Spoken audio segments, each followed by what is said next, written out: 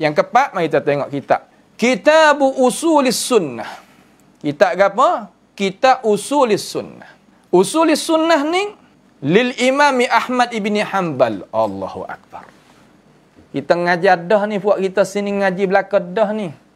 Majlis hari Sabtu ni habis dah ni, khatam dah ni kitab Usulus Sunnah. Al-usulu indana an natamassaka bi sunnati nabiyyina Muhammadin sallallahu alaihi wasallam wa natruk bid'ah, dia kata.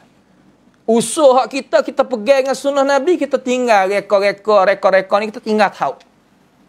Dan tiap-tiap rekor tu di sisi kita Imam Ahmad kata kulluha bid'ah, apa panggil dalalah. Semua sesat belaka. Hawa apa wahai engkau kata itu, wahai imam, dengan itu perkataan sedangkan mu mujtahid mutlak? Kerana Nabi kata gitu, aku nak kata gimana? Sebab tak ambil Imam Ahmad mari tafsir hadis kullu bid'atin dalalah lebih baik pada ambil imam lain. Buat apa? Kerana dia tamassak bi sunnati nabiyina Muhammadin sallallahu alaihi wasallam pada hak akhir wasiat lepas pada Imam Syafi'i. Ada pun Imam Syafi'i kata bid'ah ada dua, hak tu bid'ah lughawi, tak sakut paut dengan bid'ah syar'i. Ambil pendapat Imam Syafi'i tapi tengok hak buat tu Imam Syafi'i kenal ke tak? Imam Syafi'i tak kenal. Tapi mari buh lekeng. Ni jela belaka ni. Ya hak pasal tu sakning. Hak tu sakning ni ya payah. Kita tak sah lah dah. Tak sah kacau lagu tu. Baik. Jadi Imam Ahmad ibni Hanbal beranak bila atuk ni? 194. Biasa ngaji ke tak?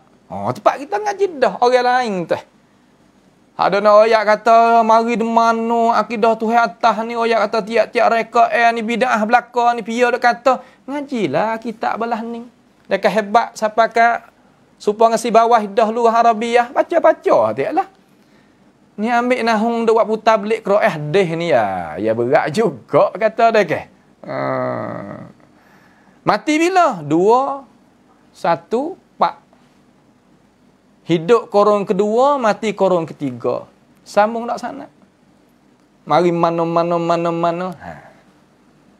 Kitab-kitab lah ning hak orang kita dok bawa. Kitab-kitab lagu ning hak orang kita dok bawa. Kena faham lah nah, kena faham molek. Jangan tak faham. Tak faham ni bosan nah.